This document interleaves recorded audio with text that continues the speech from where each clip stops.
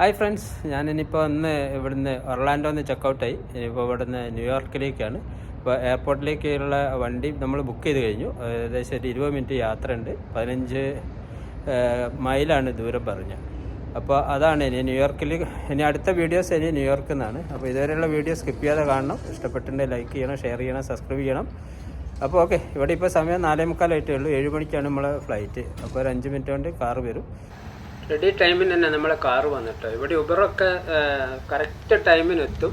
അത്യാവശ്യം നല്ല വൃത്തിയുള്ള വണ്ടി. ഇപ്പോൾ നമുക്ക് വന്നിരിക്കുന്നത് ഷെവർലേൻ്റെ ഒരു വണ്ടിയാണ് വന്നിരിക്കുന്നത്. അപ്പോൾ നമ്മളതിൽ ലോഡൊക്കെ നമ്മളെ ലഗേജൊക്കെ കയറ്റി വെച്ചു. അപ്പോൾ യാത്ര തുടങ്ങുന്നു. എയർപോർട്ടിലേക്കുള്ളതാണ് 15 മൈല് എന്ന് പറഞ്ഞാൽ 22-23 കിലോമീറ്റർ കാണും. ആ ദൂരമാണ്. ഇവിടെയൊക്കെ നേരം പുലർന്ന് വരുന്നേ ഉള്ളൂ കേട്ടോ. എവിടെയും വലിയ താമസങ്ങളൊന്നും ഉണ്ടായിരുന്നില്ല. അങ്ങനെ നമ്മൾ ഏകദേശം 20 മിനിറ്റ് കൊണ്ട് തന്നെ നമ്മൾ എയർപോർട്ടിലെത്തി. ഇതാണ് ഒർലാൻഡോ എയർപോർട്ട്.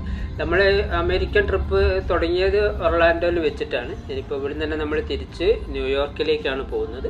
അതിൻ്റെ ഇടയ്ക്ക് നമുക്ക് വാഷിങ്ടൺ DC ഫ്ലൈറ്റ് മാറി കയറണം. കണക്ഷൻ ഫ്ലൈറ്റ് അവിടെ നിന്നാണുള്ളത്. അപ്പോൾ ഇനി ഇവിടുത്തെ ചെക്കിങ്ങും മറ്റു കാര്യങ്ങളും ഒക്കെ നോക്കണം. അപ്പോൾ ഇനി നമുക്ക് ഉള്ളോട്ട് പോയി നോക്കാം. നന്ന കാലത്തായതുകൊണ്ടായിരിക്കും വലിയ തിരക്കൊന്നും കാണില്ല. ഇപ്പോൾ ഈ സമയത്ത് ഇനി ഫ്ലൈറ്റിൻ്റെ എണ്ണം കുറവാണോ എന്താണെന്ന് അറിയില്ല. ഇവിടെയൊക്കെ സെൽഫ് കിയോസ്കുകൾ കാണാം. നമുക്ക് ബോർഡിംഗ് പാസ്സൊക്കെ നമുക്ക് ഇതിൻ്റെ അകത്ത് നിന്ന് കിയോസ്കിൽ നിന്ന് എടുക്കാം. അപ്പോൾ അതൊക്കെ നമ്മൾ എടുത്തു കഴിഞ്ഞ ശേഷമാണ് ഭയങ്കര വിചിത്രമായ ഒരു ലൈന് കാണാം. അവിടെ അടിപൊളി ലൈനാണ് കേട്ടോ. ഇത് സെക്യൂരിറ്റി ചെക്കിനുള്ള ലൈനാണ്. അപ്പോൾ ഇതിൻ്റെ ബാക്കിൽ ജോയിൻ ചെയ്യണം നമുക്ക്.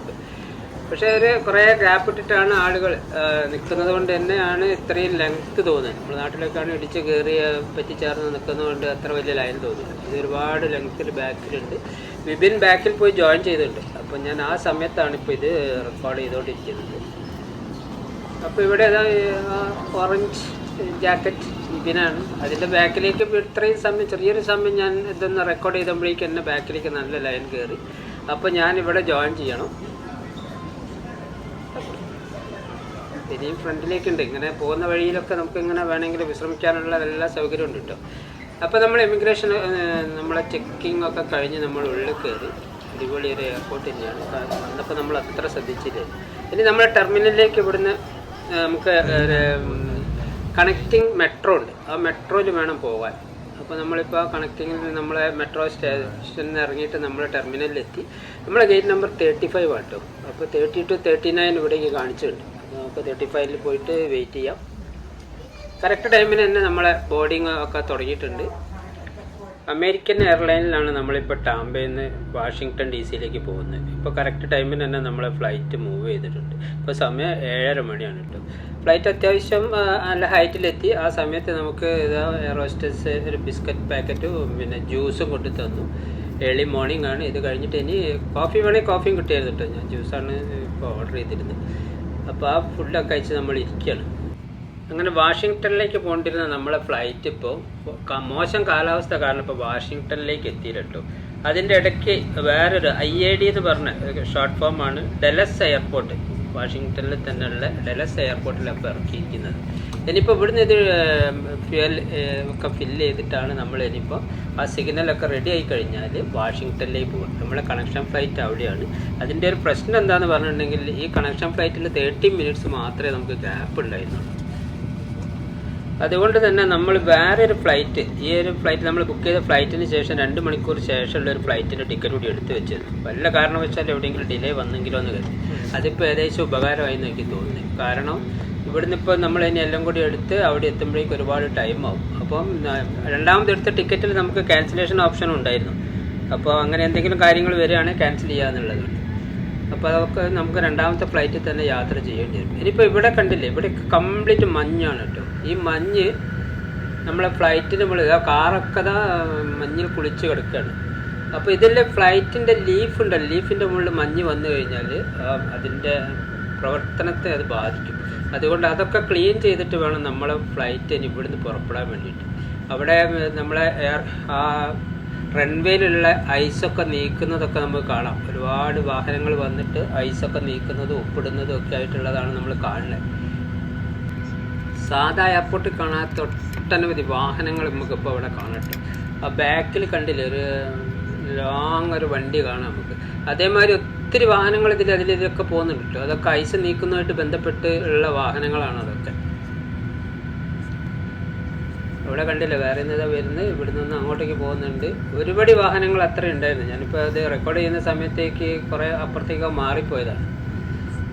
ഈ റൺവേയിൽ ഇപ്പോൾ ഫ്ലൈറ്റ് മൂവ് ചെയ്യുന്ന ആ ഭാഗത്ത് ഐസ് കംപ്ലീറ്റ് നീക്കിയിട്ടു. സ്കിഡാവാൻ സാധ്യത ഉള്ളതുകൊണ്ട് ആ ഭാഗം കറക്റ്റ് ആയാലേ ഫ്ലൈറ്റ് വിടുള്ളൂ. ഈ ഒരു ലെങ്ത്ത് കണ്ടില്ല, അവിടെ അതിൻ്റെ മുകളിൽ മാത്രം ഇപ്പോൾ ഐസ് കാണില്ല. അതൊക്കെ വളരെ ക്ലീൻ ആക്കിയിട്ട് ഐസൊക്കെ റിമൂവ് ചെയ്തിട്ടുണ്ട്. ഇത് നമ്മൾ ഫ്ലൈറ്റിൻ്റെ അടുത്തേക്ക് അത് ക്രെയിനൊക്കെ ഘടിപ്പിച്ച ഒരു വാഹനം വരുന്നുണ്ട് കേട്ടോ. അതിൻ്റെ ഒക്കെ ക്രെയിൻ ബക്കറ്റിൽ ആളെയും കാണാം നമുക്ക്. ഇത് നമ്മൾ ലീഫ് ക്ലീൻ ചെയ്യുന്നതാണ്. നേരത്തെ അവിടെ മറ്റൊരു ഫ്ലൈറ്റ് അതേമാതിരി ക്ലീൻ ചെയ്യുന്ന നമ്മൾ കണ്ടിട്ടുണ്ട്. ഇതിൻ്റെ മുകളിലേക്ക് വെള്ളമടിച്ചു എന്തൊക്കെയോ കെമിക്കലൊക്കെ ഒഴിച്ചിട്ടാണ് ഇതിൻ്റെ ക്ലീനിങ്. അതിനു വേണ്ടി വന്നിരിക്കുന്ന വാഹനമാണ്. ആ ചിറകുകളിലേക്ക് വെള്ളമടിച്ച് അത് ക്ലീനിങ് തുടങ്ങിയിട്ടോ. അവിടെ ഐസ് വന്നിട്ട് ആ ഓപ്പൺ ആകുന്ന ഭാഗങ്ങളൊക്കെ സ്റ്റക്കായി പോകും. അപ്പോൾ അതിന് വേണ്ടിയിട്ടുള്ളതാണ്. അപ്പോൾ ഇതിലുള്ളൊരു മനസ്സിലാക്കേണ്ട കാര്യം എന്ന് പറഞ്ഞിട്ടുണ്ടെങ്കിൽ, നമുക്ക് കണക്റ്റിംഗ് ഫ്ലൈറ്റൊക്കെ പോകാനുണ്ടെങ്കിൽ എന്തായാലും 2 മണിക്കൂർ കൂടുതൽ ആ ഒരു ഗ്യാപ്പുള്ള ഫ്ലൈറ്റുകൾ വേണം നമ്മൾ ബുക്ക് ചെയ്യാൻ. നമ്മൾ വളരെ വേഗത്തിൽ എത്താന്നുള്ളത് കൊണ്ട് നമ്മളങ്ങനെ ചാടിപ്പിടിച്ച് വളരെ ഷോർട്ട് ടൈമിലുള്ള ഒരു ഫ്ലൈറ്റായിരുന്നു ബുക്ക് ചെയ്തത്. അതിനുള്ള കിട്ടിപ്പോൾ. അപ്പോൾ ഒരു ഫ്ലൈറ്റ് ഓൾറെഡി നമ്മളിതിപ്പോൾ ക്യാൻസലായി. ആ ഫ്ലൈറ്റിൻ്റെ സമയം കഴിഞ്ഞു. ഇനിയിപ്പോൾ രണ്ടാമത് ബുക്ക് ചെയ്ത ഫ്ലൈറ്റിൽ വേണ്ടി വരും നമുക്ക് പോകാൻ. അതും കിട്ടുമോ എന്നുള്ള ഡൗട്ടാണ്. ഇതൊക്കെ ക്ലിയർ ചെയ്തിട്ട് എപ്പോഴാണ് പോകാൻ പറ്റുകയെന്ന് അറിയില്ല. ഇന്ധനം നിറയ്ക്കലും ക്ലീനിങ്ങും എല്ലാം കൂടി ആയിട്ട് 1 മണിക്കൂറിലധികം സമയം നമുക്ക് ഈ എയർപോർട്ടിൽ ചിലവായിട്ടു. ഇനിയിപ്പോൾ നമ്മൾ ഫ്ലൈറ്റ് മൂവ് ചെയ്തിട്ടുണ്ട്. ഇനിയിപ്പോൾ നമുക്ക് പോകേണ്ടത് വാഷിങ്ടണിലേക്കാണ്. വാഷിങ്ടണിൻ്റെ ആകാശ ദൃശ്യങ്ങളൊക്കെ കാഴ്ചയിൽ തെളിഞ്ഞു വരുന്നുണ്ട് കേട്ടോ. ശരിക്കും നന്നായി ഫോഗ് ഉണ്ട്. ചില ഭാഗങ്ങളിലൊക്കെ നമുക്ക് നന്നായിട്ട് ഐസും കാണും. ഇനി ഇവിടെ ഇപ്പോൾ ഇറങ്ങാൻ പറ്റുമോ ഇല്ലയോ എന്നുള്ളതാണ്. ഏതായാലും നമുക്ക് രണ്ടാമത്തെ ഫ്ലൈറ്റ് പോകാതെ കിട്ടിയാൽ മതിയായിരുന്നു.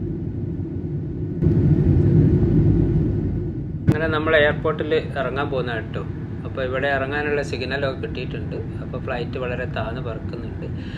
അപ്പോൾ നമ്മൾ വാഷിങ്ടൻ്റെ ആകാശ ദൃശ്യം വളരെ ക്ലിയറായിട്ട് തന്നെ നമുക്ക് കാണാൻ പറ്റുന്നുണ്ട്. ഇവിടെ ഇപ്പോൾ അത്ര വലിയ ഫോഗൊന്നും കാണുന്നില്ല. അങ്ങനെ നമ്മൾ ഫ്ലൈറ്റ് വാഷിങ്ടണിൽ ലാൻഡ് ചെയ്തിട്ടു. ഇവിടെയൊക്കെ കാണാം ഒരുപാട് യുണൈറ്റഡിൻ്റെ ഫ്ലൈറ്റുകളാണ് ഇവിടെ കാണുന്നത്. അത് US-ൻ്റെ സ്വന്തം ഫ്ലൈറ്റുകൾ തന്നെയാണ്. ഇത്തിരി ഫ്ലൈറ്റുകൾ വലിയൊരു ഏരിയ തന്നെയുള്ളൊരു എയർപോർട്ടാണ് കേട്ടോ വാഷിങ്ടണിലുള്ള. ഇനിയിപ്പോൾ നമുക്ക് ഏകദേശം സമയമുണ്ട്. നമ്മൾ 2 മണിക്കൂർ ഗ്യാപ്പ് ഇട്ടതുകൊണ്ട് തന്നെ നമുക്ക് അത്യാവശ്യത്തിനുള്ള സമയമുണ്ട്. നമ്മൾ വാഷിങ്ടൺ DC എയർപോർട്ടിൽ ഇറങ്ങിയിട്ടുണ്ട് കേട്ടോ. ഇനി ഇവിടുന്ന് മാറിക്കയറണം ന്യൂയോർക്കിലേക്ക്. കാര്യങ്ങളൊക്കെ ഞാൻ പറയാം. ഞാൻ നേരത്തെ കാര്യങ്ങളൊക്കെ പറഞ്ഞിരുന്നു. അപ്പോൾ നമുക്ക് കണക്റ്റിംഗ് ഫ്ലൈറ്റ് അത് പോയി കഴിഞ്ഞിട്ടുണ്ട് കേട്ടോ. രണ്ടാമത് ബുക്ക് ചെയ്ത ഡെൽറ്റ എയറിലാണ് നമ്മളിനി പോകുന്നത്. അപ്പോൾ ആദ്യത്തേൻ്റെത് നമ്മൾ ക്യാൻസലേഷൻ ഒന്നും ഇല്ലാത്തത് കൊണ്ട് ആ കാശ് പോയത് തന്നെയാണ്. അപ്പോൾ ഇത് വളരെ ശ്രദ്ധിക്കേണ്ടതാണ് കേട്ടോ. ഇങ്ങനെ കണക്റ്റിംഗ് ഫ്ലൈറ്റ് ഒക്കെ വരുമ്പോൾ കുറച്ച് ഗ്യാപ്പ് ഇട്ടിട്ട് എടുക്കണം. ലേ ഓവർ ഒന്നും നോക്കണ്ട. അപ്പോൾ ഇനി നമുക്ക് ഇവിടുന്ന് പോകണം. ഞാൻ ഈ എയർപോർട്ടൊന്നും പ്രത്യേകിച്ചായിട്ട് കാണിക്കുന്നില്ല കേട്ടോ. കാരണം ഈ എയർപോർട്ടിൽ ഇനിയും നമുക്ക് തിരിച്ചു വരാനുള്ളതാണ്. അപ്പോൾ നമ്മളുള്ള ഡെൽറ്റ എയറിൻ്റെ ഉള്ളിലാണ് കേട്ടോ. വലിയൊരു ആഡംബര ഫ്ലൈറ്റ് എന്നൊന്നും പറയാനില്ല. സാധാ ചെറിയ ഫ്ലൈറ്റാണ് ഇത്. അപ്പോൾ നമ്മൾ ഏകദേശം റൈറ്റ് ടൈമിന് തന്നെ അവിടുന്ന് പൊങ്ങിയിട്ടുണ്ട്. ശരിക്കും കാലത്ത് 10:30 നമ്മൾ ന്യൂയോർക്കിൽ എത്തേണ്ടതാണ്. അത് ഏകദേശം ഒരു 3 മണിയൊക്കെ ആവാനുള്ള സാധ്യത ഉണ്ട്. അപ്പം നമ്മളെ ഫ്ലൈറ്റ് നല്ല ഹൈറ്റിലേക്ക് എത്തിയിട്ടുണ്ട്. കാര്യമായിട്ട് ഭക്ഷണം ഒന്നും കഴിക്കാൻ പറ്റിയില്ല കേട്ടോ. മൊത്തം കറക്കായിരുന്നു. ഇപ്പോൾ നമ്മൾ ന്യൂയോർക്ക് നഗരത്തിന് മുകളിലൂടെയാണ് പറക്കുന്നത്. സിറ്റിയുടെ ഭാഗങ്ങൾ നമുക്ക് മുന്നിൽ വ്യക്തമായിട്ട് വരുന്നുണ്ട്. വൃത്തിയായി അടുക്കിപ്പെറുക്കി വെച്ചിരിക്കുന്ന ചെറിയ ചെറിയ കെട്ടിടങ്ങൾ, ഇടയ്ക്ക് കൂറ്റൻ ബിൽഡിങ്ങുകൾ, ആകാശപാതകൾ. സുന്ദരം, മറ്റൊരു വാക്ക് ഇതിന് പറയാനില്ല.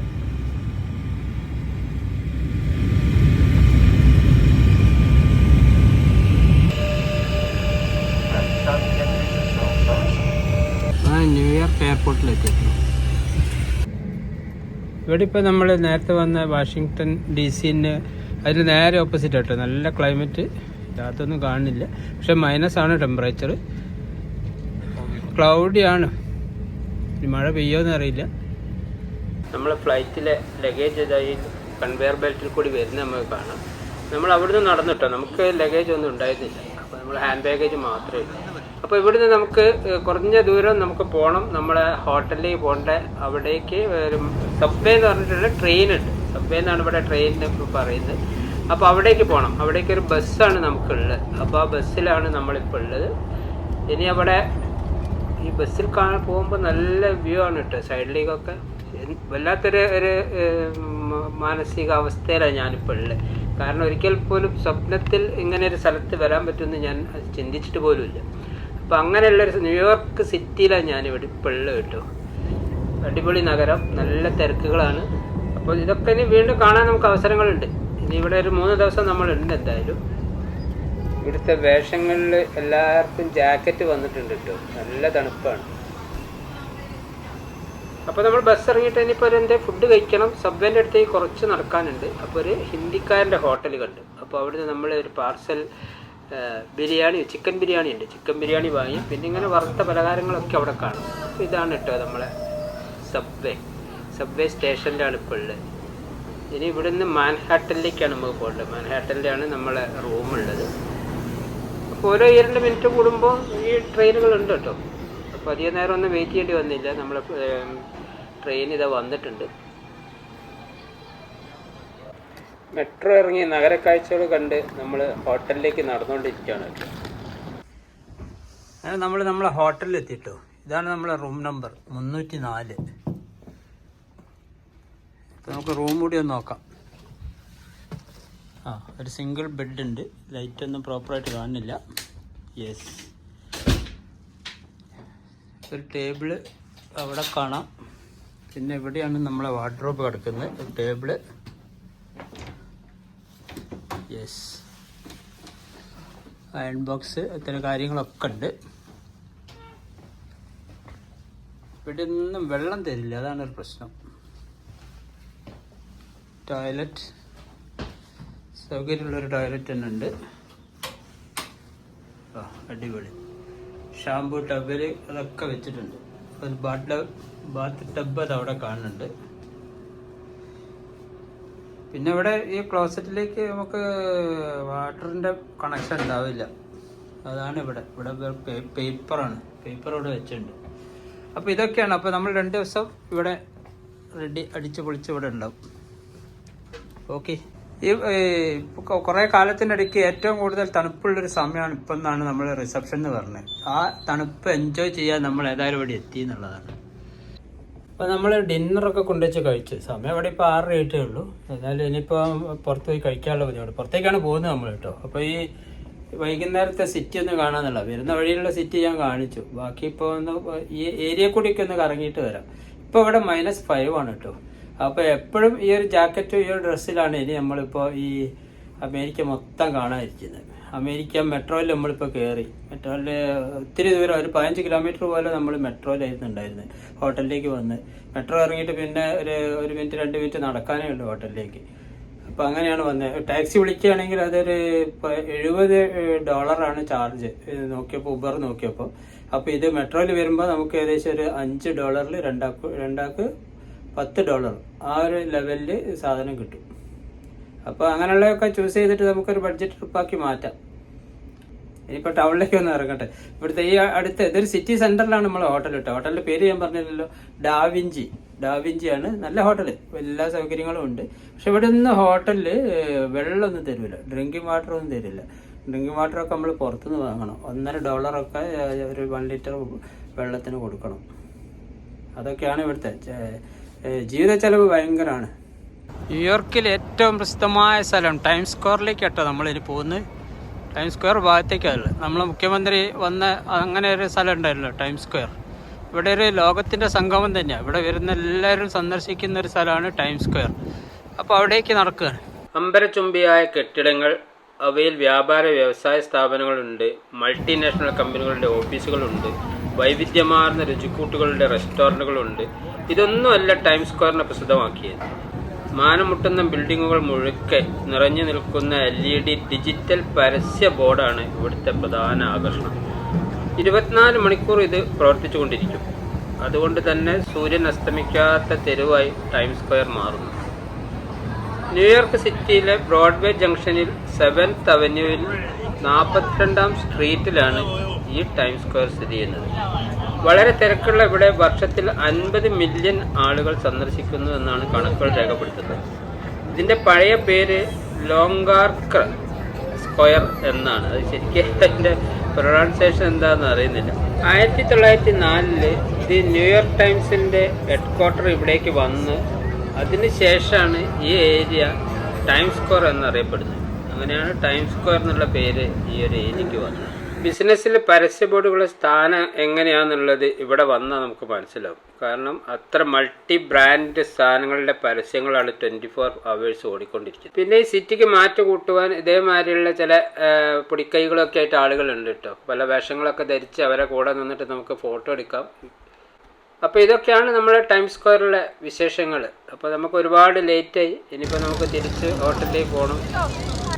വലിയ വലിയ പരസ്യ ബോർഡുകൾ പല പല കമ്പനികളുടെ, ഇന്റർനാഷണൽ കമ്പനികളുടെ ഇവിടെ കാണാം. ഇതാണ് ഈ നടുക്കുള്ളതാണ് ഇതിൻ്റെ മെയിൻ അട്രാക്ഷൻ. ഈ വലിയ പരസ്യ ബോർഡ്, ഈ 2 ബിൽഡിങ്ങുകളുടെ നടുക്കുള്ള ഈ ഒരു വലിയ ബിൽഡിംഗ്, അതിൻ്റെ അകത്താണ് ഏറ്റവും വലിയ പരസ്യ കമ്പനികൾ. ഇപ്പോൾ സ്പോട്ടിഫൈ, കിയൻ്റെ പരസ്യമാണ് പോയിക്കൊണ്ടിരിക്കുന്നത്. തൊട്ടടുത്തും ഇതുപോലെ ഒരുപാട് പരസ്യങ്ങളാണ്. ന്യൂയോർക്കിലെ ടൈം സ്ക്വയർ എന്ന് പറഞ്ഞാൽ അതൊരു അത്ഭുതം തന്നെയാണ് കേട്ടോ. ഇവിടെ ഞാൻ ഇത്ര നേരം പകർത്തിയത് ഏത് ഭാഗം പകർത്തേണ്ടത് എന്നുള്ളൊരു കൺഫ്യൂഷൻ വരുന്നു. അപ്പോൾ ന്യൂയോർക്കിൽ വരുന്നവർ, അമേരിക്കയിൽ വരുന്നവർ തീർച്ചയായിട്ടും ഇവിടെ വരുന്നുണ്ടെങ്കിൽ അതൊരിക്കലും ഒരു നഷ്ടമല്ല. നമ്മളുടെ മുഖ്യമന്ത്രി പ്രസംഗിച്ച സ്ഥലത്താണ് ഞാനിപ്പോൾ ഉള്ളത്. അപ്പം നമ്മളിനി തിരിച്ച് നടക്കുകയാണ്. തിരിച്ച് നടക്കുമ്പോൾ ഞാനിത് പകർത്തിക്കൊണ്ടേ ഇരിക്കുകയാണ് കേട്ടോ. കാരണം അത്രയും വിഷ്വൽസ് നമുക്കിവിടെ തരുന്നുണ്ട്. അങ്ങനെയാണ് ഇവിടെ നമ്മളൊരു സ്റ്റീൽ ചെയർ കണ്ട്. അപ്പോൾ അതിലൊന്ന് ഇരുന്ന് വിശ്രമിച്ച് പോകാമെന്ന് കരുതി. ഈ സൈഡിലൊക്കെ പ്രവർത്തിക്കുന്ന കടക്കാർ ഇടുന്നതാണ് കേട്ടോ ഈ ചെയറുകളൊക്കെ. ഇവിടെയൊക്കെ റോഡിൽ മഞ്ഞ് വരുന്നത് തടയാൻ വേണ്ടിയിട്ട് ഉപ്പിട്ടതാണിത്. നാളെയാണ് ഇവിടുത്തെ ഏറ്റവും വലിയ ടെമ്പറേച്ചർ ഡ്രോപ്പ് വരുന്ന ദിവസം. നമ്മൾ കറക്റ്റ് ഡേയിലാണ് ഇവിടെ എത്തിയത്. അങ്ങനെ നടന്നു പോകുമ്പോൾ നമ്മൾ മറ്റൊരു കാഴ്ച കണ്ടിട്ടോ. ന്യൂയോർക്ക് പോലീസ് ഡിപ്പാർട്ട്മെൻറ്റിൻ്റെ ഒരു ഓഫീസ്. പക്ഷെ ഒരു പോലീസുകാരനെ പോലും അവിടെ കണ്ടില്ല.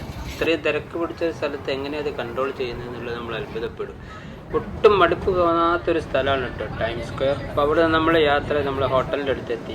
നാളെ നമ്മൾ സ്റ്റാച്യു ഓഫ് ലിബർട്ടിയിലേക്ക്